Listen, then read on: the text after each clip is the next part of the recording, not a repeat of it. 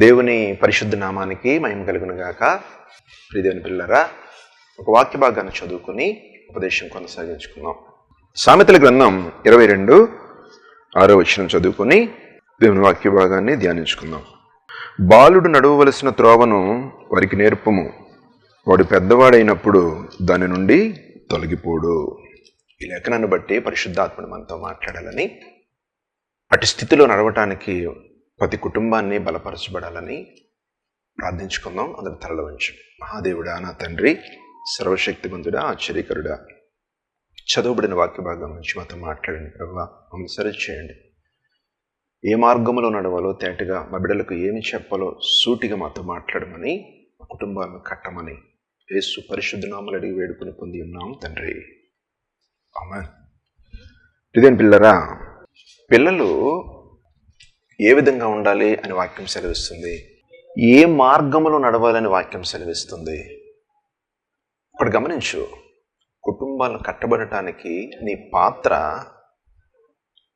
ఏ స్థాయిలో కొనసాగుతుంది అనేది ఒక ప్రశ్న నీ దగ్గరకు తీసుకొచ్చి జవాబు ద్వారా దేవుడిని బలపరచాలని ఆశిస్తున్నాను. సర్వశక్తివంతుడైన తండ్రి దేవుని వాక్యం మాట్లాడుతున్న మాట, బాలుడు నడవవలసిన త్రోవను వారికి నేర్పము, వారు పెద్దవాడైనప్పుడు దాని నుండి తొలగిపోవడం. ఎలా నేర్పాలి? ఆయన మార్గం ఏంటి? నేనే జీవం, నేనే సత్యం, నేనే మార్గం నా ప్రభు. ఆ మార్గములో, ఆ సత్య మార్గములో, ఆ జీవ మార్గంలో ఈ బిడ్డను నడిపించడానికి, ఈ సమాజంలో గొప్ప చేయబడటానికి ఏం చేయాలి అనేది కొన్ని మాటలు మీ దృష్టికి తీసుకొస్తాను బిడ్డలరా. జాగ్రత్తగా ఆలకించండి. కుటుంబాలు విచ్ఛిన్నమైపోతున్న సమయంలో దేవునికి అవకాశం ఇస్తే ఆయన కార్యం చేయడానికి సిద్ధం. ఆలకించి బిడ్డ. కొన్ని సందర్భాలు మీ దృష్టికి తీసుకొస్తాను.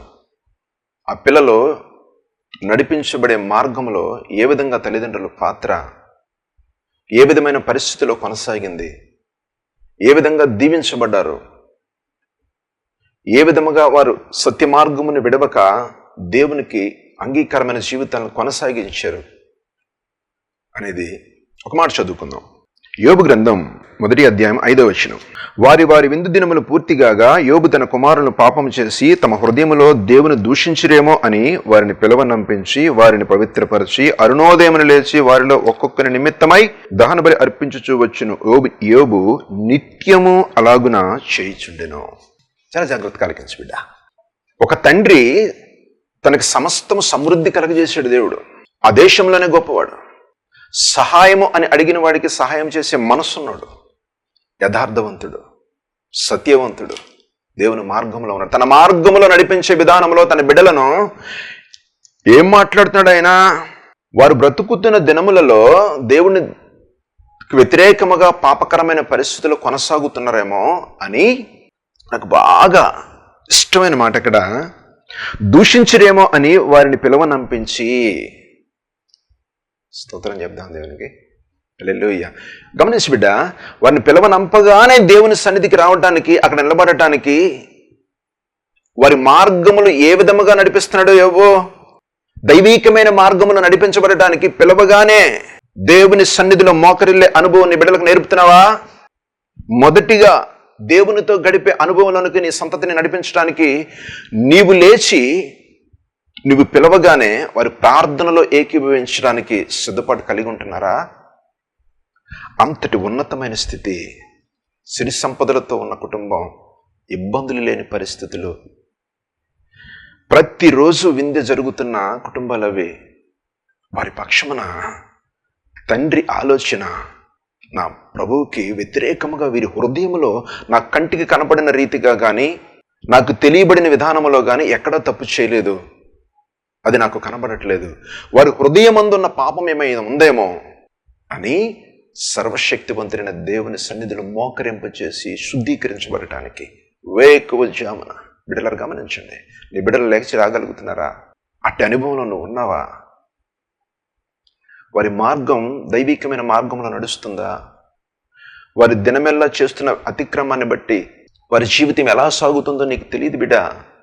కానీ వేకువజామున ఎదుర్కొనే నా ప్రభు సమక్షంలో మోకరిల్లే అనుభవంలో నడిపించడానికి, అటు మార్గంలో నడిపించడానికి నీ జీవితం ఆయన పాదాల దగ్గర ఉందా? చెడిపోతున్నాడు, ఎందుకు పనికి రావట్లేదు, ఏం చేస్తున్నాడు? వాడి మార్గమును నేర్పే అనుభవం నీకుందా? గమనించు బిడ్డ, అన్ని సమృద్ధి ఉన్నాయి కుటుంబంలో, ఇబ్బందులు లేవు. ఏదైనా ఇబ్బంది ఉంటే ఏడవటమే తెలిసేమో నీకు. జరగబోయే విపత్తును తప్పించబడటానికి సర్వశక్తివంతుడైన దేవుని పాదాలను చెంతపడి కొదొక్క హృదయంతో ప్రభువుకు అప్పగించుకునే తపన, అటు ప్రేరేపణ నీకు మెలకువ రాగానే మొట్టమొదటి స్తుతితో నువ్వు లేగలుగుతున్నావా? ఒకసారి ఈ మాటలు ఆలకించి బిడ్డ. యోబు కుటుంబంలో సమస్యలు వచ్చినాయి, దేవుడు అనుమతించినవి. ఇటు పోరాడి గెలిచాడు. అటు అనుభవంలో దేవుని మార్గంలో నడిపిస్తున్న పరిస్థితులను బట్టి దాని బిడ్డలు ఆ దేశంలో గొప్పవారుగా లేరా? తన కుటుంబం ఎంతటి ఉన్నతమైన స్థాయిలో ఉంది. అయినా ఎందుకని? ఆ సత్య మార్గములో నడవటానికి జీవము కలిగిన దేవుని పాదాల దగ్గర అడిగి పొందుకునే అనుభవం నీ బిడ్డలకు నేర్పాలి. వారి పక్షమున పడి మేలుకరమైన పరిస్థితులు కలగచేయ ప్రభా అని అడిగే విధానంలో నీ బ్రతుకుండాలి. ఎంత సంపాదిస్తావు గమనించి బిడ్డ. సిరి అక్కడికి రాదు. సిరి సంపదలు గని ఆయన పాదాలు పట్టుకునే అనుభవం వేకువజామున ప్రతిరోజు. అక్కడ మాట్లాడుతున్న మాట వాక్యం, యోబు నిత్యమును అలాగ చేయించుండాను. నీకు శోధన వచ్చినప్పుడు లెగ్గలుగుతావు, మేలుకరమైన పరిస్థితులను బద్దకిస్తావు. అది భక్తి జీవితం కాదు బిడ్డ, అది సరైన మార్గం కాదు, సరైన త్రోవ కాదు. అదే నువ్వు ఏ స్థాయిలో నీ భక్తి జీవితాన్ని కొనసాగిస్తున్నావో అదే స్థాయి నీ బిడ్డలు వెంబడిస్తారు. ఆ అనుభవం లేని పరిస్థితులు నీ బ్రతుకును కొనసాగిస్తూ ఉంటాయి. వారు ఎలా? వారు నడవవలసిన త్రోవలో దైవికమైన మార్గంలో ఉండటానికి నీ తాపత్రయం ఎలా ఉంది? కష్టం రాకముందే, ఇబ్బంది రాకముందే బిడ్డ ఈ దినాన్ని నువ్వు మేలుకో. నీ బిడ్డల పక్షమైన దేవుణ్ణి అడగటానికి, వారిని లేపి ప్రార్థనలో గడపటానికి, జీవము కలిగిన దేవుణ్ణి అడిగి పొందుకునే విధానంలో ఉంచటానికి ప్రభువుకు దగ్గర చేయి. వారి త్రోవలు సత్య మార్గంలో ఉండాలి. వారి త్రోవ జీవ మార్గమై ఉండాలి. గమనించు, లోకంలో ఎలా ఉన్నారా? నువ్వెలా ఉంటున్నా? నీ కుటుంబం పట్ల నీ ఆసక్తి ఏంటి? ఎంతసేపు ఒక యంత్రం వల్లే సంపాదించి తీసుకొస్తే సుఖముగా జీవిస్తారని ఒక ఆలోచన నీకుందా? ఈరోజే ఒక్కసారి నువ్వు ఆలోచన చేయి. ప్రభు నీతో మాట్లాడుతున్నాడా? నీ బిడ్డల అక్కర తీర్చడానికి. బిడ్డలను గమనించండి, అంతటి ఉన్నతమైన స్థితిలో ఉండి కూడా దేవుని పాదాలు పట్టుకోవడానికి నిత్యము ఆ విధమైన అనుభవానికి అట్టి త్రోవలో నడిపించడానికి యోబు ఒక సంకల్పమైన భక్తిలో ఉన్నాడా? గమనించు బిడ్డ, శ్రమ వచ్చింది, అది దేవుడి చేత అనుమతించబడి పరీక్షలు నెగ్గాడు. దానికి ఎలాంటి సాక్ష్యం పలికాడు తెలుసా? 8వ వచనం చదువుదాం ఒకసారి. అందుకు యెహోవా, నీవు నా సేవకుడైన యోబు సంగతి ఆలోచించితివా? అతడు యథార్థవంతుడును న్యాయవంతుడనై దేవుని యందు భయభక్తులు కలిగి చెడుతనమును విసర్జించిన వాడు భూమి మీద అతని వంటి వాడెవ్వడును లేడా? బిడ్డ ఒకసారి ఆలోచించి. అంతటి యథార్థవంతుడే, అంతటి సత్యవంతుడే, అంతటి న్యాయవంతుడే, దినమెల్లా నిత్యము దేవుని పాదాలు పట్టుకోవడానికి ఆతృత పడుతుంటే నీ జీవితంలో నా ప్రభుని యేసుక్రీస్తు ప్రభువుకి ఏ స్థానం ఇస్తున్నా? ఆయన దగ్గర గడిపే అనుభవం నీకుందా? ఆయనకు విన్నవించుకునే విధానం, నీ బిడ్డల పక్షమన, నీ కుటుంబం పక్షమన, నీకు ఎదురవుతున్న వ్యతిరేకతను బట్టి అంతటి ఒక మనిషి పక్షాన దేవుడు సాక్ష్యం చెబుతున్నాడా? ఎలా ఉంది నీ సాక్ష్యం? నా దేవుని ఎరిగే విధంగా ఉందా? నా దేవునికి చేత అంగీకరించబడే విధంగా ఉందా? నీ కుటుంబము ఒక సత్య మార్గంలో నడవటానికి, నీ బిడ్డలు నడవలసిన మార్గంలో చెప్పటానికి, నిత్యము నా ప్రభు సన్నిధిలో గడపటానికి, అనుభవించడానికి. గమనించు బిడ్డ, ఉన్నావా? ఏమి నేర్పుతున్నా? నువ్వు ప్రార్థనకు లేకగానే నీ బిడ్డని వెనకొచ్చే విధానంలో ఉన్నాడా? నీ కుటుంబాన్ని దేవుని పాదాల దగ్గర ఉంచడానికి ఒక ఆశ, ఒక తృష్ట నీకుందా? మందిరానికి నువ్వు ఒక్కడే వెళ్తున్నారా? పిల్లలను తీసుకెళ్తున్నారా? గమనించండి బిడ్డలారా, ఆయన నలవరచు, ఆయన మార్గంలో నడవడానికి సిద్ధపరచు. ఆయనకు అంగీకారంగా బ్రతకడానికి సిద్ధపరచు. గొప్పగా చేయగలిగి దేవుడే నీ పక్షంలో సాక్ష్యం చెప్పే స్థాయి కలిగిన జీవితాన్ని జీవించడానికి, ఆయన్ని ఎదుర్కొనేవారిగా సిద్ధపరచబడటానికి, ఆయన మార్గంలో ఉండటానికి సిద్ధపరచు.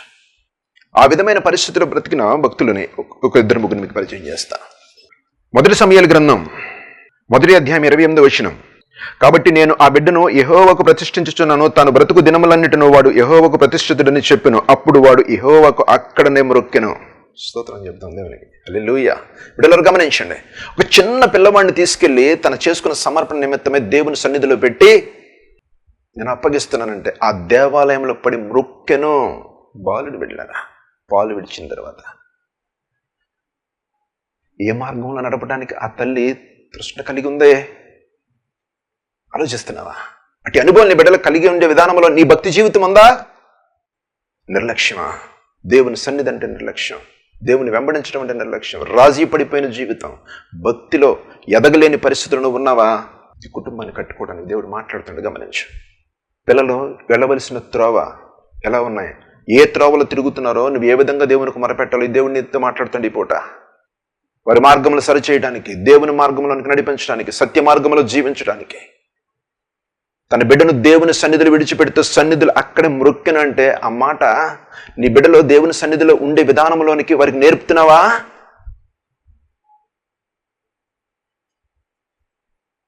ఆలోచించు బిడ్డ. మొక్కితే కరుణ కలిగిన నా దేవుడు తన మార్గంలో ఉంటే విడిచిపెట్టాడా? ఏ విధమైన పరిస్థితులు కలగజేశాడా బిడ్డకి? ఒక మాట చదవండి. 2వ అధ్యాయం 1 సమూయేలు 26వ వచనం. బాలుడుకు సమూయేలు ఇంకనూ ఎదుగుచు యెహోవా దయందును మనుష్యుల దయందును వర్ధిల్లుచుండెను. ఎదుగుచు ప్రభుని యేసుక్రీస్తు ప్రభువారి దయందును మనుష్యుల దయందును.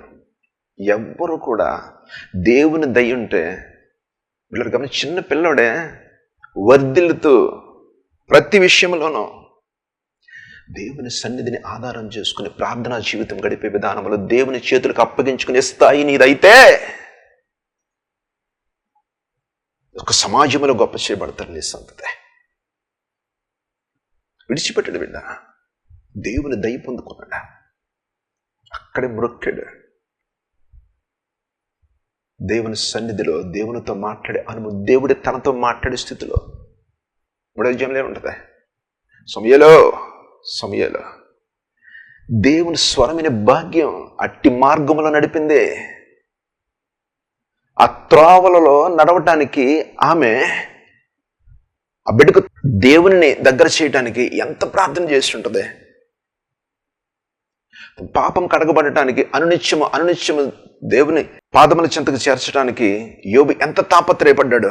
ఆ కుటుంబ పక్షాన దేవుడు సాక్ష్యం చెప్పే స్థాయి అయితే ఇక్కడ ఆ తల్లి చేసిన ప్రార్థనా జీవితం, తనకు నేర్పిన త్రోవలు తప్పక తిరుగుతున్న పరిస్థితులను బట్టి దేవుని సన్నిధిని ఆధారం చేసుకుని బ్రతికితే దేవుడు మాట్లాడే స్థాయి, లోకంలో గొప్ప చేయబడే స్థాయి. ఇంక గొప్ప మాట ఒకటి చెప్పనా బిడ్డ, గమనించు. నీ స్థాయి చితికిపోతుంది అనుకుంటున్నామేమో. ఒక కుక్కను పెంచుకుంటే ట్రైనింగ్ ఇవ్వడానికి సిద్ధపడతావే, నీ బిడ్డ పక్షాన ఆ ప్రణాళిక నీకు లేదా? వడిష్టానికి వదిలేయడానికి, ఏడిస్తే వాడికి పోనివ్వటానికి, అసభ్యకరమైన పరిస్థితుల్లో నడిపించడానికి ఏర్పరుస్తున్న మార్గంలో నువ్వే ఉంటే గమనించు బిడ్డ, ఆ ప్రభు నీతో మాట్లాడుతున్నాడు నీ సంతతి గొప్ప చేయడానికి. 10వ అధ్యాయం 1వ వచనం చదువుదాం. 1 సమూయేలు గ్రంథం 10:1. అప్పుడు సమూయేలు తైలపు బుడ్డి పట్టుకుని సౌలు తల మీద తైలము పోసి అతని ముద్దు పెట్టుకుని, యెహోవా నిన్ను అభిషేకించి తన స్వాస్యం మీద నిన్ను అధిపతిగా నియమించి ఉన్నాడు. దేవుడు ఎంత గొప్ప చేస్తున్నాడు తెలుసా? ఒక రాజుని అభిషేకించడానికి, ఒక సామాన్యుడిని సమూయేలు చేతితో దేవుడిచ్చిన అభిషేకం పట్టుకుని నడిచే స్థాయి చిన్న విషయం కాదు అది. ఆయన మాట్లాడటం కాదు, ఈ నెత్తిమే చెయ్యడితే రాజైపోతాడు. బిడ్డరా, వాడి త్రోవ నడవకుండా నా దేవుని మార్గంలో నడవటానికి నువ్వు వేకుమని నా ప్రభువుని కలుసుకునే విధానంలో దావీదు అంటాడు కదా, ప్రభా నా ప్రార్థన వేకువ నీతో చెప్పడానికి సిద్ధపరిచి ఉన్నాను అంటాడు. నువ్వు రాత్రి పడుకునే ముందే విజ్ఞాపన చేయడానికి సిద్ధపడుతున్నావా? నోటికొచ్చిన మాటలు పలుకుతున్నావా? నీ కుటుంబం ఆశీర్వదించబడాలంటే నువ్వు చేయవలసిన క్రమం, నీ బిడ్డలు నడిపించవలసిన మార్గం, త్రోవలో దేవుని చేతులకు అప్పగించాలి. అప్పగించింది కాబట్టే మనుషుల దయందును దేవుని దయను వర్ధిల్లుచు. ఏ స్థాయి వర్ధిల్లటం? ఒక అల్పులు నెత్తి మీద చేడితేడు రాజు. అర్థమవుతుందా? ఎక్కడ చితికిపోయినావు తల్లి? నీ బిడ్డని మాట పరిస్థితిలో ఉన్నారా? అలవర్చుకో. వాడి త్రోవలు సరళము చేయగలిగిన దేవుడు ఉన్నాడా? ఆయనకు అప్పగించడానికి నువ్వు సిద్ధపడా. నా ప్రభు నీతో మాట్లాడుతున్నాడు. అక్కరకలేని పరిస్థితుల్లో ఇచ్చలిబిడితనంతో ఈ లోకానుసారమైన బ్రతుకుతున్న విధానంలో నుంచి తప్పించి నడిపించి గొప్ప చేయగలిగిన దేవుడు నీకు తోడున్నాడని గమనించు. నా ప్రభు మార్గంలో ఉండటానికి సిద్ధపరచు. వారి త్రోవలో నా ప్రభుకు అప్పగించి బిడ్డ సరి చేయగలిగిందా? ఆయన ఎంత గొప్ప చేస్తున్నాడు. చిన్న విషయమా? ఆ తల్లి ఎంత ఆతృతగా ప్రభు సన్నిధిలో విడిచిపెట్టింది. ఆ పరిస్థితులు బ్రతకటానికి ఏ స్థాయి కలిగి ఉన్న భక్తి. ఇంకొక సందర్భం మీ దృష్టి తీసుకొస్తాను చూడండి. ఎస్తేరు గ్రంథం 4:14. నీవు ఈ సమయమందు ఏమీ మాట్లాడక మౌనముగా ఉన్న యెడల యూదులకు సహాయం విడుదల మరి ఒక దిక్కు నుండి వచ్చును గాని నీవును నీ తండ్రి ఇంటి వారు నశించుదురు. నీవు ఈ సమయమును బట్టి రాజ్యమునకు వచ్చితవేమో ఆలోచించుకొనమని చెప్పమనెను. తండ్రి కాని తండ్రి దగ్గర పెరిగిన ఎస్తేరు తన రాణి అయిన తర్వాత కూడా సంఘ శ్రేయస్సు నిమిత్తమై తన జాతిని కాపాడుకునే విధానంలో తాను నశించినా పర్వాలేదనే మాట ప్రకారం పలికి వెళ్ళిందంటే, ఆ ఉన్నతమైన స్థాయిని కూడా పక్కన పెట్టిందంటే, నేను నశించదను అని ఒక మాట పలికిందంటే, ఆ తండ్రి తనను ఏ విధమైన త్రోవలో పెంచాడు గమనించండి. ఒక స్థాయికి వచ్చేటప్పుడు ఒక రాణి అయిపోయింది. ఒక దీన స్థితిలో నుంచి హెచ్చించబడింది. కానీ ఆ పరిస్థితిలో కూడా తన తండ్రి చెప్తున్న మాట దేవునికి లోబడి ఉండే విధానంలో బ్రతకటానికి, దేవుడు కృప చూపించడానికి తను మాట్లాడుతున్న మాట, తనకు కలిగిన స్థాయి ఏది కూడా ఆధారం చేసుకోవాలా. తన తండ్రి నడిపిన మార్గంలో, దేవుని మార్గంలో నడవటానికి ఆ జాతి నిమిత్తమే బిడ్డలారా, ఎప్పుడైతే అటువంటి తెగింపులోనికి నడిచిందో దేవుడు ఊరుకుంటాడా? కార్యం చేయగలిగిన దేవుడు బిడ్డ, ఆయన అంగీకరించడమే. నా ప్రభు నీతో మాట్లాడుతున్న మాట ఒకటే, నీ బిడ్డలో బ్రతకలసిన విధానం, ఆ మార్గములో, ఆ త్రోవలో నా ప్రభుకి అప్పగించాలి. సరళము చేయగలిగినది ఆయన. ఎప్పుడైతే ఆ తల్లి ఆ మాట అందో, చట్టం మారిపోలా, మనుషులు చేసిన చట్టాన్ని మార్చలా, తనకు అనుకూలమైన పరిస్థితిలోనికి నడిపించలా. నేను రాణి అయిపోయాను కదా, నాకేం పని, ఏదో జరిగిందిలే, ఇంకా మళ్ళీ ఇప్పుడు రాజు దగ్గరికి వెళ్తే అంగీకరించబడతానో లేదో, నాశనం నా వైపు వస్తుందేమో అని ఆలోచన లేక తండ్రి దగ్గర విన్న బోధ, ఒక దైవీకమైన మార్గంలో నడుచున్న విధానాన్ని బట్టి సర్వశక్తివంతుడైన దేవుని కృప ఆహ్వానించుకున్న తల్లి ఏమంటాడు రాజా? ఎంత ప్రేమగా అంగీకరించబడుతుంది. కఠినమైన మనసును కూడా మార్చగలిగిన ప్రభువు. ఒక్కసారి నా ప్రభుని అడగటం నేర్చుకో బిడ్డ. నా ప్రభుని అడగటం నేర్చుకో. ఒక రాణి అయిపోయిన తర్వాత కూడా ఆ మార్గం విడవక తన జాతిని కాపాడుకునే విధానంలో నీ బిడ్డ పక్షమున నీ ప్రణాళిక దేవుడు ఏదైతే ఉందో ఆ మార్గంలో నడిపించే విధంగా సంఘ శ్రేయస్సు నిమిత్తమై ఒక గొప్ప చేయగలిగిన దేవుడు నీకున్నాడని గమనించి ఆ త్రోవలు సరళం చేయగలిగిన దేవునికి అప్పగిస్తావా? నువ్వు కూడా వంకర మార్గంలో నడుస్తూ దేవునికి దూరంగా ఉంటూ ఏమైపోయింది నా పరిస్థితులని ఆలోచనలో, సరైన భక్తి చేయలేని పరిస్థితిలో, దేవుని వెంబడించలేని విధానంలో, రాజీ పడిపోయిన భక్తిలో పడిపోయి ఉన్నావా? ఈ పూట నీతో మాట్లాడుతున్నాడు దేవుడు. లేగు, రాగలిగితే తప్పిపోయిన కుమారుని ఎత్తుకున్న నా ప్రభుని జ్ఞాపకం చేసుకో. వాడి వాసన చూడలా, వాడి స్థితి చూడలా, మనసును మాత్రమే చూశాడు, తిరిగి రావటాన్ని మాత్రమే చూశాడు. మెడ మీద పడి ముద్దెట్టుకున్నాడు. బిడ్డ, ఎక్కడ పడిపోయా? నీ కుటుంబం ఎక్కడ పడిపోయి ఉంది? ఏ స్థితిలో ఉంది? చూస్తున్న దేవుడు కట్టడానికి మాట్లాడుతున్న మాట, నీ పిల్లల మార్గములను సరళము చేయగలిగిన దేవుడు వారికి నువ్వు చెప్పగలుగుతావా? గమనించి బిడ్డ, గబగబ సన్నివేశాన్ని జ్ఞాపకం చేస్తాను. తల్లిదండ్రులుగా నువ్వేం చేస్తే నా ప్రభు నీ కుటుంబంలో జోక్యం చేసుకుంటాడా? ఏ స్థాయిలో ఉండాలి? ఒక 2 మాటలు మీ దృష్టికి తీసుకొస్తాను.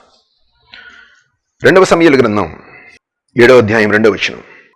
నేను దేవదారుమానుతో కట్టిన నగరమందు వాసము చేయుచుండగా దేవుని మందసము డేరాలో నిలిచి ఉన్నదనగా దావీదు మాట్లాడుతున్నమాట ప్రవక్తతో. నేను ఇంతటి ఉన్నతమైన జీవితాన్ని జీవిస్తాను, నలుదిక్కులో నన్ను సమాధానపరిచాడు దేవుడు, నేను చక్కగా కట్టబడిన ఇంటిలో నేను ఉన్నాను, నా తండ్రి గుడారంలో ఉన్నాడు అని ఒక్క మాట దేవుని గురించి ఆలోచిస్తున్న సందర్భం వస్తే, నా ప్రభు కోసం బతకటానికి నీ జీవితాన్ని ఒక సమర్పణగా చేసుకుంటే, అంటే ఏంటి, ఆయన నీతిని నెరవేర్చే విధానంలో నువ్వు ఉండాలా. నిన్ను చూసి అన్యులు సైతమే దేవుని వైపు తిరిగే విధముగా మన భక్తి జీవితం ఉండాలి. ఆ పరిస్థితులు దేవుని మయంపరచు. ఆయన డేరాలో ఉన్నాడు, నేను గుడారంలో, నేను సరంబి వేసిన ఇంట్లో ఉన్నాను, దేవదానం నాన్నతో కట్టిన దాంట్లో ఉన్నాను, ఒక ఉన్నతమైన భవంతిలో ఉన్నాను, కానీ నా ప్రభువు డేరాలో ఉన్నాడు. ఒక ఆలోచన చేస్తే దేవుడు కనికరుడు ఆయన కలగ చేసుకుని ఏమన్నాడు తెలుసా? 2 మాటలు చదవండి. 11వ వచనం చదువుతాను చూడండి. నీ శత్రువుల మీద నీకు జయమిచ్చి నీకు నెమ్మది కలిగజేసి ఉన్నాను, మరి యెహోవాకు నేను నీకు తెలియజేయనిది ఏమనగా, నేను నీకు సంతానమును కలగజేసేదను, నీకు బిడ్డలను ఇస్తాను. సరే, వారిని దేవుడు ఏ విధంగా చూస్తానంటున్నాడు? ఇది ప్రాముఖ్యం. 14వ వచనం చదవండి. నేను అతనికి తండ్రినై ఉందును. స్తోత్రం చెప్తాను దేవునికి. హల్లెలూయా. బిడ్డలను గమనించండి, దేవుని గురించి ఆలోచించే స్థాయి. నువ్వు చర్చికి వెళ్ళటానికేమో ఒక ఆలోచన అనేది, నువ్వు సిద్ధపాటు అనేది కలిగి ఉంటావా? వారమంతా జీవించిన జీవితాన్ని దేవునికి అంగీకారంగా ఉందో వ్యతిరేకంగా ఉందో మోకరించి, ప్రభా పలానా చోట తప్పిపోయి నన్ను క్షమించయ్యా, నీ సన్నిధికి నన్ను చేర్చుకో ప్రభా అనే పశ్చాత్తాపం నీలో పెళ్లి బిగుతూ ఉండాలి. మనిషి ప్రతి ఒక్కడు దేని చూపు ద్వారా మాట ద్వారా తప్పు చేస్తూనే ఉంటారు, కానీ ప్రభువుని అంగీకరించే విధానంలో పశ్చాత్తాపముతో సిద్ధపాటు కలిగి మందిరానికి వేగిరం వెళ్ళాలా. ప్రభు నా కోసం ఉన్నాడని పరిగెట్టాలా.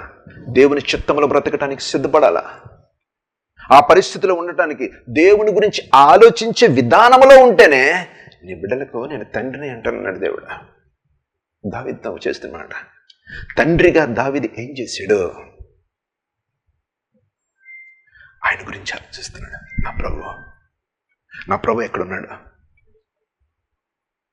సమస్తం కలగజేసిన దేవుడయ్యా, ఈ కుటుంబాన్ని కట్టలేడా? ఒక మాట చెప్పనా? ఆదికాండం 17వ అధ్యాయం 18వ వచనం. అబ్రహాము ఇష్మాయేలు నీ సన్నిధిని బ్రతుకును అనుగ్రహించమని దేవునితో చెప్పగా, తండ్రిగా అబ్రహాము తన బిడ్డ ఎక్కడ బతకాలని అడుగుతున్నాడు? ఎక్కడ బతకాలని అడుగుతున్నాడు? నీ సన్నిధిని మాత్రం బ్రతకలేయా. అంటే ఆలోచిస్తున్నావా? తల్లిదండ్రులుగా నీ పాత్ర, నీ బిడ్డలకు నేర్పవలసిన మార్గం, వారి త్రోవలో ఎటు సూచించాలి? నీ సన్నిధిని మాత్రం బ్రతకనే అని అడుగుతున్నావా? అడుగుతున్న విధానాన్ని బట్టి దేవుడు వదిలిపెట్టాడా? అసలు నువ్వే దేవునిలో యథార్థత లేకపోతే, నీ సాక్ష్యమే సరి లేకపోతే, నీ బిడ్డలకి ఎటువంటి జీవితాన్ని ఏ మార్గంలో నడిపిస్తావు నువ్వు? ఈ పూట నిన్ను కట్టడానికి మాట్లాడుతున్న గమనించి బిడ్డ, ఒప్పుకోగలిగితే, నా ప్రభు దగ్గరికి తిరిగి రాగలిగితే, నీ మాట ఆలకించి కార్యం చేయడానికి సిద్ధంగా ఉన్నాడు. ఏ విధంగా ఉంది నీ కుటుంబం? ఏ పరిస్థితుల్లో బ్రతుకుతున్నారు నీ బిడ్డలో? నేర్పగలుగుతావా? ఇప్పుడు ఏం చేయను? వారి పెద్దవాళ్ళు అయిపోయి నా మాట వినని పరిస్థితిలో ఉన్నారు. నీ మాట ఆలకించి దేవుడు నీకున్నాడు. వాడి హృదయంను మార్చగలిగిన ప్రభు నీకున్నాడు. ఇష్మాయిల్ని బ్రతికించమని నీ సన్నిధిని మాత్రమే బ్రతికనేమైనా దావీదు పడి అడుగుతున్న విధానాన్ని బట్టి ఒక మాట చదవండి. అన్నమాట 21:20. ఆదికాండం 21:20. దేవుడు ఆ చిన్నవానికి తోడయుండును, అతడు పెరిగి పెద్దవాడే అరణ్యంలో కాపురముండి ఒక విలికాడాయను. అంటే ఏంటో తెలుసా? ఈ ప్రార్థన ఆలకించిన దేవుడు ఆయనకు తోడున్నాడు. వెళ్ళి నువ్వు అడిగితే కాదనేవాడు కాదు బిడ్డ, కానీ నీ మార్గం, నీ బిడ్డలకు ఆదర్శకరమైన మార్గంలో నువ్వు బ్రతకలేకపోతే, నీతిలో నువ్వే లేకపోతే నీ బిడ్డలో ఉంటాడు. అబ్రహాము దేవుని నమ్మినది నీతిగా ఎంచబడిన, అందుకే ఆయన నమ్మితేనే నీతిమంతుడు నువ్వు. ఆయన మార్గంలో ఉండే విధానంలో ఉంటే నీ సంతతి నీ వెనక్కుంటది. గమనించు బిడ్డ, ఈ పూట వాడు పెద్దపాడైపోయిన మాట ఏంటలేదా? నీవు నా దేవుణ్ణి అడిగే విధానంలో నీ మార్గం మార్చుకుంటే, నీ సన్నిధిని బ్రతకని అని అడిగితే, ఆయనకు అంగీకారంగా బ్రతకడానికి నువ్వు సిద్ధపరిస్తే నీ బిడ్డల మార్గానికి ఆయన తోడుంటాడు. ఆ త్రోవలను సరిచేసి నడిపించగలిగిన దేవుడు, సర్వశక్తివంతుడైన ప్రభువు నీతో మాటిస్తున్నాడు. బిడ్డ, వారి మార్గములను సరిచేయగలిగిన నా ప్రభుకి అప్పగించుకోగలుగుతావా? గొప్ప చేయగలిగిన నా తండ్రి, ఒక సమాజ శ్రేయస్సు నిమిత్తమే బ్రతకటానికి నీ బిడ్డలను ఒక మార్గదర్శులుగా చేయగలిగినాడా? ఒక ఉన్నతమైన కృపలో నిన్ను నడిపించగలిగినాడా? ఇష్మాయిల్ కడుపున ఎంతమంది బిడ్డలు పుడతారా? 12 మంది రాజులేగా. పనికిమానుడు ఒకడు పుట్టడుగా.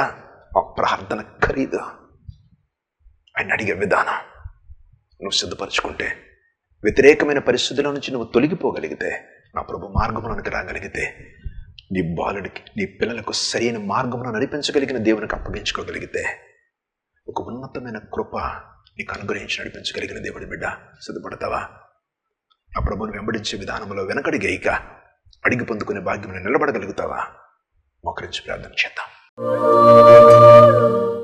మహాపరిశుద్ధుడా, ప్రేమ కలిగిన మా తండ్రి, శక్తివంతుడా, ఆశ్చర్యకరుడా, ప్రభా, మా పిల్లలకు ఏ విధముగా మేము ఉండాలో, ఆ తల్లిదండ్రుల బాధ్యత ఏమయ్యిందో నువ్వు మాట్లాడు నమ్ముతున్నామయ్యా. వారి చెడు మార్గంలో నడుస్తున్నారు ప్రభా. అటు మార్గంలో నడవక వారు నీ మార్గంలో నడవటానికి, వారి త్రోవలన్నీ సరళము చేయటానికి, నీ చిత్తంలో బ్రతికించడానికి నువ్వు కలగజేసుకున్నామని ఎవరైతే ప్రభా ఈ ఉపదేశాన్ని వీక్షిస్తున్నారో వారి పక్షమైన కార్యం జరిగించి నీకు దగ్గరగా బ్రతకటానికి ప్రభావితో మీరు మాట్లాడమని, వారి కుటుంబాలు కట్టమని, నీ చిత్తమే జరిగించి దీవెనకరంగా మలచమని యేసు పరిశుద్ధ నామములో అడిగి వేడుకుంటున్నాం తండ్రి. ఆమేన్. ఎందుకమ్మా అంత దిగులు చెందుచున్నావు?